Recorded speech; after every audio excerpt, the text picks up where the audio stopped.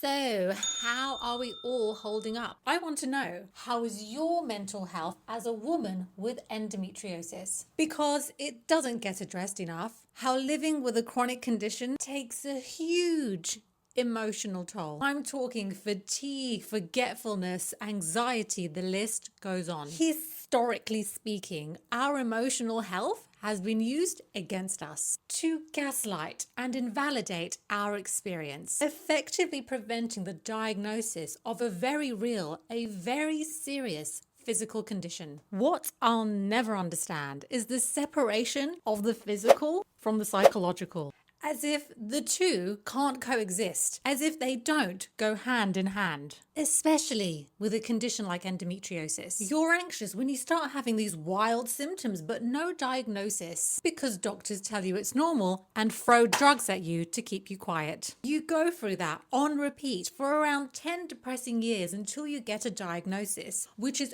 only afforded via surgery. Surgery being yet another anxiety-inducing prospect. You go through the surgery, you wake up only to be told that you have the diagnosis, but your endometriosis couldn't be treated because it requires a specialist. If you're lucky, of course, not everyone gets referred to a specialist. And then the decade-long wait for expert care begins. You're on the never-ending merry-go-round on waitlist after waitlist to see a specialist, with surgery being withheld because even if you have bowel endometriosis, you don't want a stoma, do you? And all the while, you're put on these synthetic hormone drugs without full informed consent, experiencing side effect after side effect, feeling like absolute shite, and you're still anxious about what on earth is going on with your insides. Until one day, you start to get shoulder tip pain on your period. And it literally feels like a lightning bolt has struck your nervous system. It puts the fear of God in you. And you knew this whole time that your upper abdominal symptoms were endometriosis. But every single goddamn gynecologist has gaslit you, telling you that endometriosis only occurs in the pelvis. So you reach breaking point, and in sheer desperation you try to hunt down a private healthcare specialist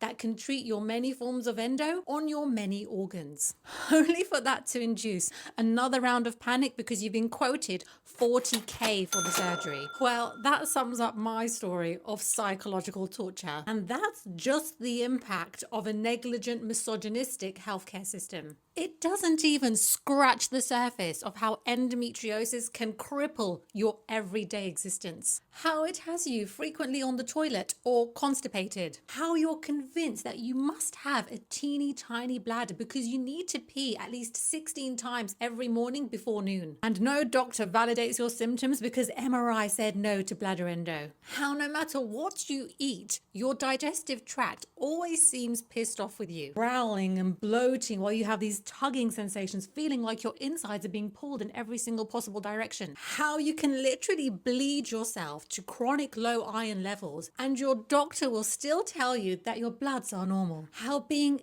intimate with your partner fills you with dread, with shame, because you can't just relax and enjoy yourself because you're so inflamed and there are lesions and adhesions making the whole experience painful. This is all normal. This was my norm for years. Tell me, how is a person meant to stay sane? I've had panic attacks in the emergency room because I could have sworn that my endometriosis was eating my kidneys alive. That's literally how intense my pain felt. I was losing my mind at incessantly needing to be on the toilet for both number 1 and number 2. My dysfunctional bowel would send shockwaves through my nervous system. It never let me rest. My gut felt so irritated. And at other times, it felt like it was choking my stools, making it almost impossible to have a bowel movement. In fact, it was when I passed out on the toilet at 17 years of age, because I was so constipated while on my period, that I knew something was wrong. But it took another 12 years to get a diagnosis.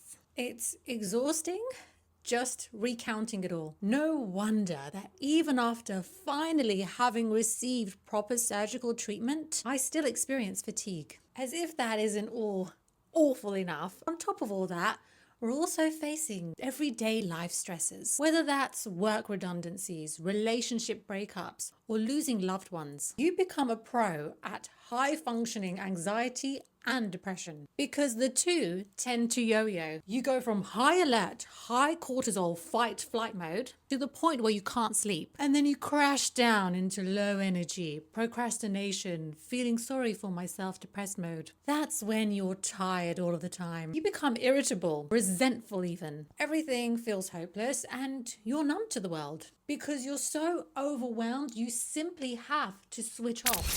It's a coping mechanism. This is the emotional exhaustion that accompanies endometriosis. I can't tell you how many tears of fear, of frustration, I've cried because of endo. It is one of the most complicated and underrated diseases that a woman can be burdened with, which is why it's of the utmost importance to feel connected, to not feel alone, to be compassionate with yourself in the same way you would be for a fellow woman with endometriosis, which is exactly why I started this page, knowing just how isolating this condition can be and not wanting a single woman with endometriosis to feel alone in this. So tell me, how are you coping with the emotional toll of endometriosis?